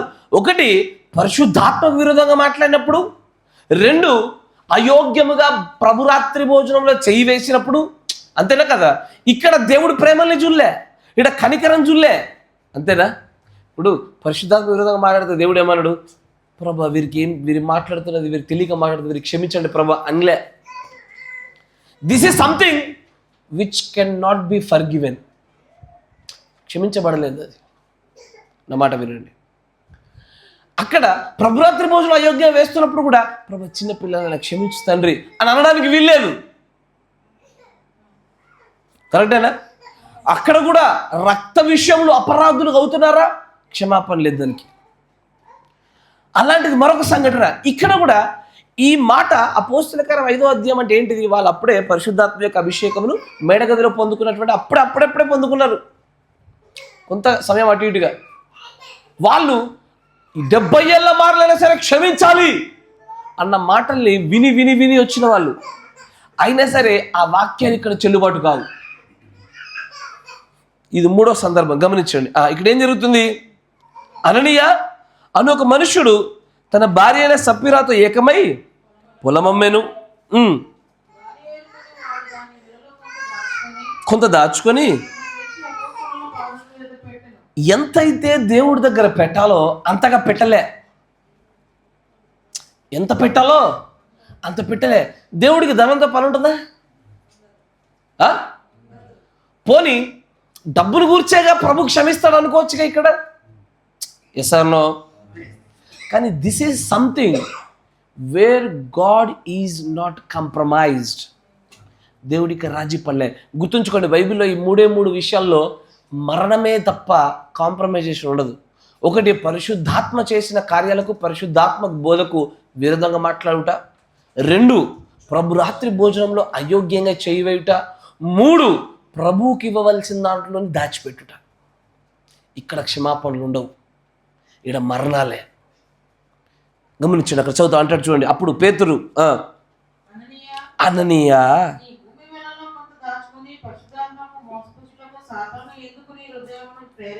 అయ్యా ఇప్పుడు ఆ కొటేషన్ చదివినప్పుడు నేను మాట చెప్పారు ఏమని? మీరు ఆ దరిలో ఉన్నప్పుడు, ఏ దరి?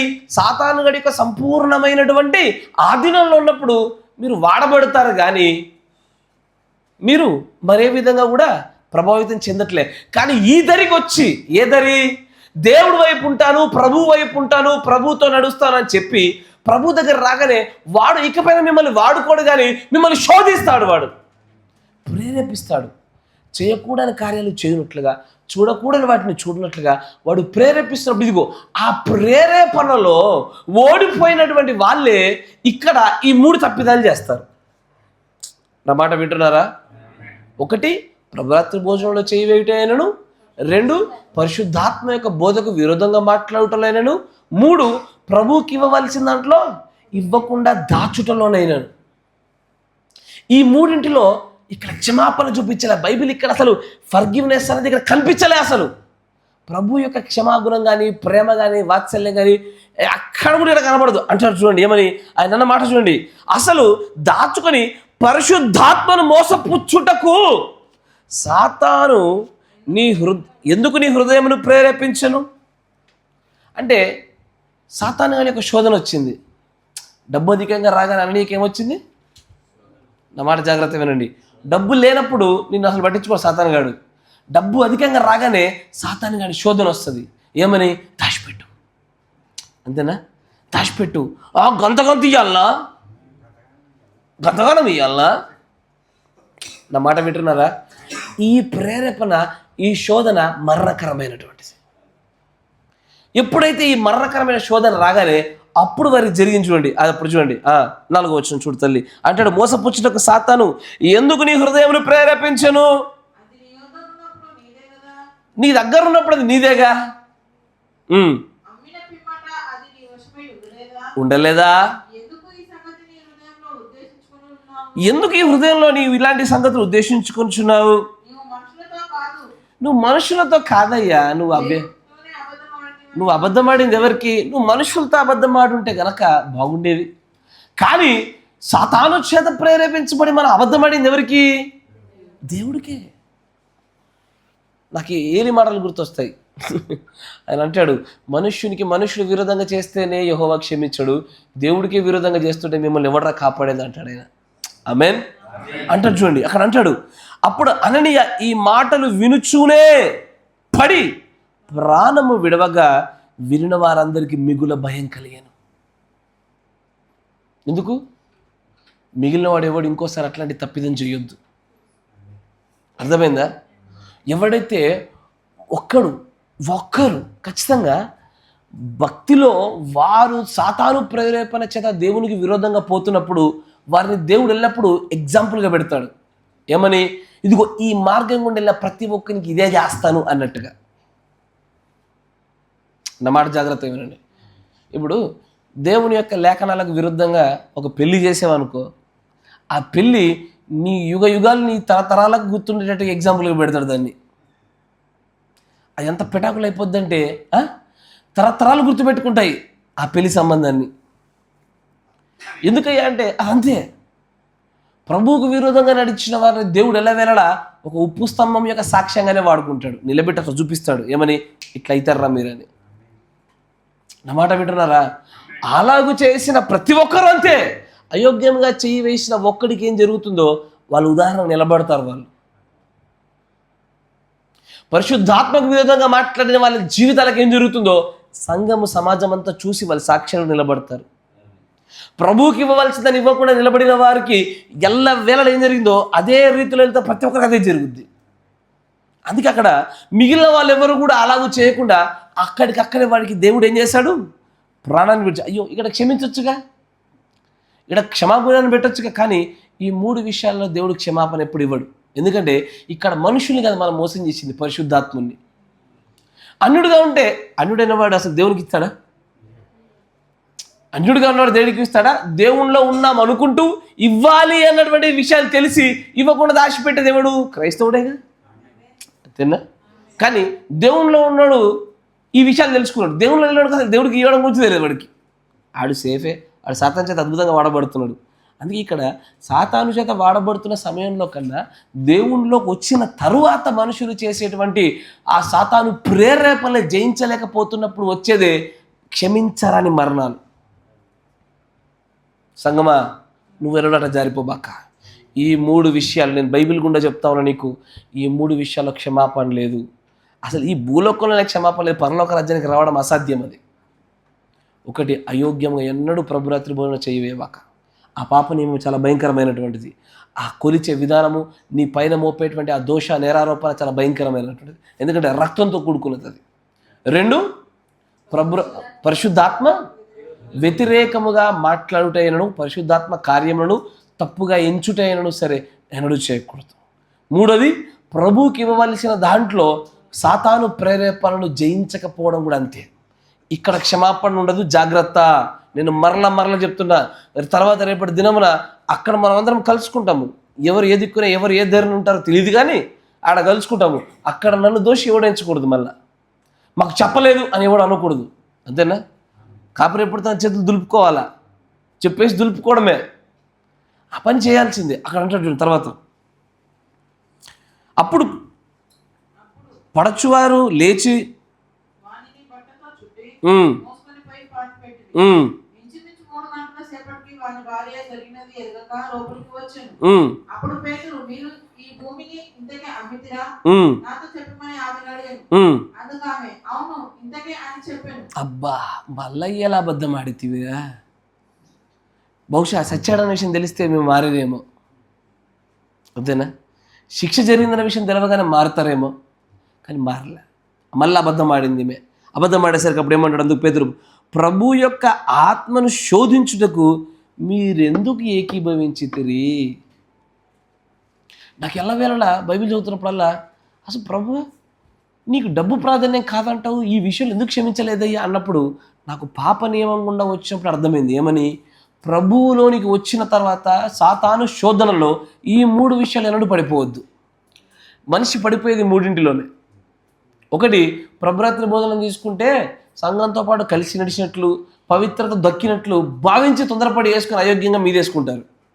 కరెక్టేనా? అంగీకరిస్తున్నారా? 2, తమ సొంత జ్ఞానాన్ని బట్టి, సొంత భక్తిని బట్టి 10-20 వర్తమానాలు చదవగానే కనబడ్డ ప్రతి దానికి కాపర్ ఏదైనా మాట్లాడి, ఎవరేదైనా మాట్లాడి, అన్నింటిలో తప్పులు ఎతుకుతూ పరిశుద్ధాత్మ యొక్క బోధకు, పరిశుద్ధాత్మ యొక్క నడిపింపుకు విరోధంగా మాట్లాడి క్షమించాలని తప్పిదాలు వేసుకున్నారు. అవి క్షమించబడవు. ఒకసారి దేవుడు క్షమించాలన్నాక నువ్వు క్షమిస్తానని కాపరి చెప్తాడా? లేదు. దేవుడు వంకర చేసిందని ఎవడు చక్కపరచలేడు. దేవుడికి ఇవ్వవలసిన దాన్ని దాచిపెట్టిన వాడు కూడా ఎన్నటికీ కూడా ఆ పాప నుంచి తప్పించుకోలేడు వాడు. Yes or no? ఇప్పుడు తీసివేయవలసిందని తీసివేయాల్సిందే. వాడి దగ్గర నుంచి తొలగిపోవలసినటువంటి ఆ వెండిని కానీ, ఆ ప్రశస్త వస్త్రాన్ని కానీ తీసే వరకు కూడా ఇజ్రాయిల్ నుంచి ఆ యొక్క దోషం పోలే. సమస్తాన్ని నువ్వు నేలమట్టం చేయాలన్నప్పుడు తెచ్చుకొని పెట్టుకున్న ఆ కొన్ని కొవ్విన దూడలు కూడా సౌలుని దోషభరితునిగా చేసి తీరే కానీ వాడు తప్పించుకోలేకపోయినాడు. అంతేనా? ఎస్, తీసేయవలసిందని తీసేసేయాల. వీటికి క్షమాపణ ఉండదు. సంగమా మీకు చేతులేదు దండం చెప్తున్నా, ఈ 3 విషయాలు జారిపోబాక. ముఖ్యంగా ఈ 3 నుంచి నీ కాపరి కూడా నేను కాపాడలేను మధ్యవర్తిత్వ ప్రార్థన చేసి. నా మాట వింటున్నారా? మధ్యవర్తిత్వపు ప్రార్థన చేసి ఈ 3 విషయాల్లోంచి కాపరి సైతం నేను కాపాడలేడు. ఈ భూ ప్రపంచంలో ఏ కాపరి కాపాడలేడు, ఎవరు కాపాడలేరు. ఈ 3 పడకు, మిగతా వేరే దాంట్లో పడు. నీ గురించి ఎవడో ఒకటి మధ్యవర్తి ప్రార్థన చేస్తాడు, నీ కాపరి చేస్తాడు, రక్షించబడితే నువ్వు ధన్యుడు అవుతావు. కానీ ఈ 3 బైబిల్లో అసలు క్షమాపణ లేకుండా రక్తాపరాధ విషయంలో దోషులుగా చెప్పబడుతున్న విషయాలు ఇవి. వీటిలో పడ్డావనుకో నీకు ఇప్పుడు ఏ పాపమును గురించి నీకు తెలియపోతే ఖచ్చితంగా పడిపోతారు కదా. ఇవి ఈ 3 చేయదగనివి, ఎన్నటికీ చేయకూడదు. జాగ్రత్త. తర్వాత చూడు అంటాడు, ప్రభు యొక్క ఆత్మను శోధించకు మీరు ఎందుకు ఏకీభవించితిరి? ఇదిగో నీ పెనిమిది పాటి పెట్టిన వారు పాదములు వాకిటనై ఉన్నవి, వారును నిన్ను మోసుకొని పోవుదురని. ఇప్పుడు అననీయ అంటే చచ్చిపోరా అని చెప్పకుండా తెచ్చాడు, కరెక్టేనా? కానీ భార్యకు అట్లా చేయలే. భార్యను ఏం చేశాడు ఆయన? నువ్వు చచ్చిపోతావు అన్న మాట పలికినాడు ఆయన. ఎందుకంటే వారు శోధించింది ప్రభు ఆత్మను కాబట్టి. అంటాడు, వారు నిన్నును మోసుకొని పోవుదురని ఆమెతో చెప్పాను. వెంటనే ఆమె అతని పాదముల యొద్ద పడి ప్రాణం విడిచాను. ఆ పడుచు వారు లోపలికి వచ్చి ఆమె చనిపోయినది చూసి ఆమెను మోసుకొని పోయి ఆమె పెనిమిటి యొద్ద పాతి పెట్టిరి. సంఘమంతటికి ఈ సంగతులు వినిన వారందరికీ మిగుల భయము కలిగి. ఎందుకంటే మరొక్కసారి ఇంకెవడు కూడా అలాంటి తప్పిదం కానీ పాపం కానీ చేయకుండా ఉన్నట్లుగా వారిని ఉదాహరణలుగా దేవుడు ఎలా నిలబెడతాడు. ఈ 3 తప్పిదాల్లో ఎవరు తప్పిదం చేస్తారో, పరిశుద్ధాత్మ విరుద్ధంగా మాట్లాడిన వాడు, అది స్త్రీ అయినా పురుషుడైనా పడిపోవుట మీరు చూస్తారు. సంగమా పడుకోకండి. పరిశుద్ధాత్మకు విరోధంగా మాట్లాడిన వాడు ఎదుర్కొనబోయే కష్టాలకి నువ్వు సాక్షి అవుతావు. చూడు, దేవుడు లేఖనాలు ఆధారం చేసుకొని చెప్తున్న మాట. తర్వాత ప్రభురాత్రి భోజనంలో అయోగ్యముగా చెయ్యి వేసిన వారి యొక్క పతనాన్ని నువ్వు చూస్తావు. ఎంతోమంది మధ్యవర్తి ప్రార్థన చేయండి జరుగు. ప్రభుకి ఇవ్వవలసిందని దాచిపెట్టిన వారి యొక్క పతనాన్ని కూడా మీరు చూస్తారు. ఎవ్వడు కాపాడలేడు. ఈ 3 పాపాలకి బైబిల్లో క్షమాపణ లేకుండా నేరుగా మరణాన్ని ఇచ్చేశాడు దేవుడు. ఈ 3 తర్వాత అన్ని రకాల పాపాలను క్షమించాడు. ఒక వ్యభిచారం వస్తే కూడా అమ్మ ఇంకోసారి చెయ్యకపో అన్నాడు. అంతేనా? ఎస్ఆర్నో? ఎంతటి భయంకరమైన పాపం అని చెయ్యి, క్షమించేసి పంపించినట్టే కనబడుతుంది, కానీ ఈ 3 క్షమాపణ లేదు. ఈ 3 పాప నియమం చాలా బలమైనటువంటిది. ఈ 3 సాతాను యొక్క ప్రేరేపణ వలన కలుగుతున్న ఆ పాపము ఒక వ్యక్తిని సంపూర్ణంగా నరకంలోనికి తీసుకువెళ్ళేది. ఈ 3 పడిపోబాక. నా మాట వింటున్నారా? ఈ 3 గురించి మీకు అవగాహన లేకపోతే కనుక వీటిలో మీరు పడ్డారా, అప్పుడు అనిపిస్తుంది, ఎందుకు మా పట్ల దేవుడు కార్యం జరుగుతుండడం మాకు అనిపించట్లేదయ్యా, మా కుటుంబము, మా తరము, మా పిల్లలు, మా తల్లిదండ్రులు ఎందుకో బాగుంటడం మాకు అనిపించట్లేదయ్యా అని తరచుగా ఈ మాటలు చెప్తూనే ఉంటారు. ఇక కారణం ఎక్కడుందా అంటే చాలామంది ఈ 3 ఎక్కడ పడిపోవడం వల్లే నేటికి ఆ పాప నియమాన్ని మోసుకుంటే దోషాన్ని మోస్తున్నారు వాళ్ళు. నా మాట వింటున్నారా? Praise the Lord. ఒకసారి ఇప్పుడు అయ్యగారు అనుకుంటే ఈ విషయం చెప్పింది, ఎక్కడో ఒక చోట కొంతమంది ఒక స్థలాన్ని దేవుడికి ఇస్తామని చెప్పేసి చర్చి కట్టడానికి చెప్పిన తర్వాత మళ్ళీ వాళ్ళే తీసుకున్నారు, తర్వాత నామరూపం లేకుండా పోయినారనే విషయం చెప్పారు. ఆయన మరొకరు కాదు, హైదరాబాద్లో ఒక సహోదరుడు, ఒక పాస్టర్ గారు చెప్పినారు. ఆ పాస్టర్ ఏం చేశాడంటే ఆయన చర్చిని ఆయన అమ్మేశాడట. చర్చి ఆయన పేరు మీద ఉంటే చర్చిని అమ్మేశాడు ఆయన. విశ్వాసులు ఆయన పేరుని ఎందుకు రాశారు? కాపరి పేరు మీద ఉంటే మంచిదని చెప్పి కాపరి పేరు రాసి ఆయన అమ్మేశాడు. నేడు ఆ కాపరికి పిల్లలు లేకుండా పోయినారు, అంత మరణించినారు. నేడు కనీసం సేవలో కూడా లేడని చెప్పాడు. నాకు ఆ మాట వింటుంటే ఎవరికైనా భయం కలుగుద్దిగా, ఎందుకంటే ఆ సంగతులు కలగజేసేది మిగుల భయాన్ని కలగజేయడానికి. ప్రభు అయిన దాన్ని ప్రభువుకే ఉండనివ్వాలా, దాన్ని ముట్టడానికి ఎవరికి హక్కు ఉంది? ఈ సంఘంలో ఉన్నటువంటి దాంట్లో ఇసుక రేణువు కూడా మనది కాదు, అవునా? ఇసుక రేణువు మనది కాదు. మేము ఉంటున్నాం కానీ మాది కూడా కాదు. ఈ భూమి మీద మేము ఎట్లాగో అతిథులుగా వచ్చామో ఈ చర్చ కూడా అతిథులమే, అంతేగా? మనం అందరం అంతే. ఇది ప్రభువుదైనది, ప్రభువుదే ఉండాలా. ఏ మనుషుడు తీసుకోవడానికి, ఏ మనుషుడు పెట్టుకోవడానికి సంబంధించింది కాదు. ఇది ఎంత భయంకరమైన, వీటికి క్షమాపణలు ఉండవయ్యా. అలాంటి విషయాలు జారిపోబాక. పాప నియమాల గురించి ఇంకా మరింత లోతుగా దేవుడు మనం అనుగ్రహిస్తున్న కొద్ది ముందుకు సాగిపోదాం. మోకరించండి, ప్రార్థన చేసుకుందాం. కొద్దిగా ఈ అంశం కొద్దిగా కన్ఫ్యూషనస్గానే ఉంటుంది. మరలా వినండి. ఈ యొక్క నేను వచ్చిన ప్రారంభ దినాల్లో చెప్పబడిన వర్తమానం 2 సార్లు విన్నారు. ఇప్పుడు మరలా మిమ్మల్ని సాతాను గాడు ప్రేరేపించి మళ్ళీ మీరు ఏం చేస్తున్నారు, మిమ్మల్ని మీరు చూసుకోండి. ఆ పనికి మళ్ళీ పనులు చేసి జారిపోబాకండి, జాగ్రత్త. మొకరిచ్చాడు, ప్రార్థన చేసుకుని మన మధ్యలో ఉన్న సహోదరులు మోషేష్ బ్రదర్ గారు ప్రార్థన చేస్తారు. స్తోత్రం స్తోత్రం స్తోత్రం స్తోత్రం స్తోత్రం స్తోత్రం. మైకి అన్నమ్మా.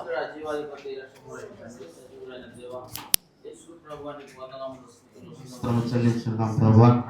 మొదటిగా మా పాపములను, దోషములను, అతిక్రమములను క్షమించవలసిందిగా ప్రార్థించున్నాం ప్రభా. నీ రక్తంలో మన్నించవలసిందిగా ప్రార్థించున్నాం ప్రభా. అవును తండ్రి ప్రభా, నీ వాక్యం తండ్రి ప్రభా మరి నాయన, ఇదిగో నాయన నీకు స్తోత్రము చెల్లించున్నాం తండ్రి ప్రభా మరి నాయన.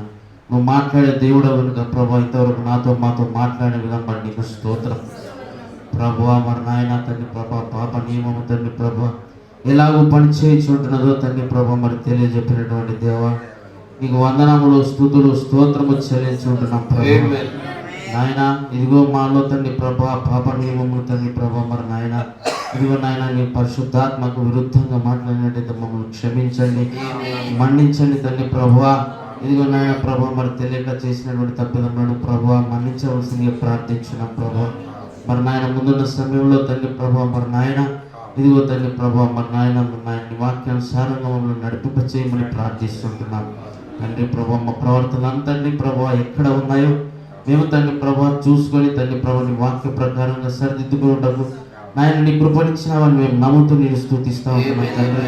నాయన ప్రభా మా ప్రవర్తన అంతటిని కూడా సరిచేయవలసిందిగా ప్రార్థించున్నాం అయ్యా, మన్నించవలసిందిగా ప్రార్థిస్తుంటున్నాం ప్రభా నాయన. నీకు ఇచ్చుట్లో తండ్రి ప్రభా తప్పిపోయినటువంటి మమ్మల్ని క్షమించవలసిందిగా, మన్నించవలసిందిగా ప్రార్థించున్నాం ప్రభా. తెలిసి తెలియక చేసినటువంటి దోషములను, తప్పిదములను క్షమించండి ప్రభా, మన్నించవలసిందిగా ప్రార్థించున్నాం ప్రభా. ఇదిగో తండ్రి ప్రభా మరి దేవా నాయన, నీకు విరుద్ధమైనటువంటి ఏమి చేయకుండా తండ్రి ప్రభా నీ వాక్యం అవునంటే అవును, కాదంటే కాదుగా ఉండడానికి సహాయం చేయ ప్రభా. ఈ సమయంలో తండ్రి ప్రభా మాలో తండ్రి ప్రభా నీ వాక్య విరుద్ధమైన ఏవైతే ఉన్నాయో అవి తండ్రి ప్రభా తొలగించవలసిందిగా ప్రార్థించున్నాం నాయన. మాకు ఏదైతే అవసరత కొరతగా ఉంటుందో ప్రభువా వాటిని మాకు అనుగ్రహించవలసిందిగా ప్రార్థించున్నాం ప్రభువా. జీవాధిపతి నీకు స్తోత్రం చెల్లించున్నాం ప్రభా. ఆ యొక్క తండ్రి ప్రభా ప్రభురాత్రి భోజనంలో కూడా తండ్రి ప్రభా నాయన, ఇదిగో తండ్రి ప్రభా మరి నాయన పరిశుద్ధంగా తండ్రి ప్రభా నీ చేయవేటకు నీ కృపా భాగ్యములు దయచేయండి ప్రభా మా నాయన. నీ కృపా భాగ్యములు కనికరములు ఉంచవలసిందిగా ప్రార్థించున్నాం. ఆవిడ తండ్రి ప్రభా నీ కృప ఉంచబట్టే తండ్రి ప్రభా మరి నాయన ఈ వాక్కులను తండ్రి ప్రభా మా మధ్యలో తండ్రి ప్రభా నీ ఉంచాలని నమ్ముతా ఉంటున్నాం ప్రభువా. నీ వాక్యం తట్టు తండ్రి ప్రభా తిరిగి నాయన తండ్రి నీకు స్తోత్రం. నీ వాక్యము తండ్రి ప్రభా మన నాయన నాలో మాలో నెరవేర్పు జరిగించి తండ్రి ప్రభా పాప నియమమును తండ్రి ప్రభా జయించుటకు నీ కృపా భాగ్యములు దయచేయండి, సహాయం చేయండి తండ్రి ప్రభా నాయన. తండ్రి ప్రభా ఈ వర్తమానమును తండ్రి ప్రభా మన నాయన ఫలింపజేసి దాని ప్రకారంగా జీవింపజేసి మహిమ, ఘనత, ప్రభావాలు మీరు పొందుకోవాల్సిందిగా ప్రార్థన చేయించున్నాం ప్రభా మా నాయన. నీ కృపా నీ దయ నీ కనికరం ఉంచమని ప్రభు అయిన యేసుక్రీస్తు నామములో ప్రార్థన చేయించున్నాము. పరిశుద్ధుడా, సర్వశక్తి సంపన్నుడా, ఇంతవరకు నాయన పాప నియమమును గూర్చి అనేక రీతుల్లో మాట్లాడుటకు ప్రభు నీ ఆత్మను అనుగ్రహించిన తండ్రి మీకు స్తుతులు, స్తోత్రాలు. ఆయన గ్రహించుటకు ఇవి కష్టతరమైన విషయంలో ఉన్నను నీ ప్రియులపైన నీ ఆత్మను కుమ్మరింపజేసి వారి విశ్వాస స్థాయిని బట్టి వారితో ప్రభు మీరు మాట్లాడారని మేము నమ్ముతా ఉన్నాము. ఆయన వారు సంపూర్ణంగా గ్రహించలాగున నాయన ప్రభు ఏ విధము చేత నాయనను క్షమించబడనటువంటి పాపములను వీరు పడిపోకుండా ఉండలాగున వీరితో మాట్లాడము ప్రభువ. నిజముగానే మనుషుడు చేస్తా ఉన్న తప్పిదాలను చూస్తున్నారు కానీ ఆ మనిషి వెంబడి పరిశుద్ధాత్మ యొక్క నడిపింపును కానీ ఆ పరిశుద్ధాత్మ కార్యములు కానీ చూడలేకపోతున్నటువంటి వారి కనులను దయచేసి తాకి వారికి ప్రత్యక్షతను అనుగ్రహించండి. కృపగల దేవ, ప్రభురాత్రి భోజన విషయంలోనూ నేను నీకు ఇవ్వవలసినటువంటి నా ధన విషయంలోనూ కూడా ప్రభువ నీ ప్రియమైన పిల్లలు కానీ నాయన ఈ యొక్క వర్తమానం వింటున్న ఏ ఒక్కరు కూడా ఆ యొక్క విధానంగా పడిపోకుండా ఉండలాగిన పాప నియమమును గమనిస్తూ దైవ నియమములకు ఎలా వెళ్ళాలో లోబడుతూ ముందుకు సాగే భాగ్యం దయచేయండి. కృపగల దేవ నాయన, నిజంగానే మరణకరమైనటువంటి పాపములు, మరణకరం కాని పాపముల గురించి మాట్లాడుతూ ప్రభువా, ఈ 3 మరణకరమైనవి నువ్వు సెలవిచ్చుచుండగా మీరు అవునన్నదాన్ని మేము అవునంటా ఉన్నాము, మీరు కాదన్నదాన్ని కాదంటున్నాం ప్రభువా. మా ఎడల కనికరం చూపి నేను ఈ సహవాసమును, నేను ఈ పరిచర్యను ప్రభువా, సంఘం అనగా తల్లి ప్రభు నాయన తొలికొండలు ఉండేది మాత్రమే సంఘం కాదు కానీ సార్వత్రికంగా నీ యొక్క వధువు నాయన అన్ని చోట్ల ఉంది కనుక దానినే నువ్వు సంఘమని పిలుస్తున్నావు గనక ప్రభు, ఆ సంఘం అంతటిని మీరు జ్ఞాపకం చేసుకుని పరిశుద్ధపరచమని, బలపరచమని నాయన ఈ చిన్న మందరు కూడా ప్రభు నాయన సంపూర్ణమైనటువంటి దిశగా మీరు మలచమని, మీరు కుడికి కానీ ఎడమ కానీ తొలిపోకుండా కాపాడమని ప్రభు అయిన యేసుక్రీస్తు నామములో ప్రార్థన చేయుచున్నాను. Amen. Amen. Praise the lord. God bless you. దేవుడు మిమ్మల్ని దీవించును గాక.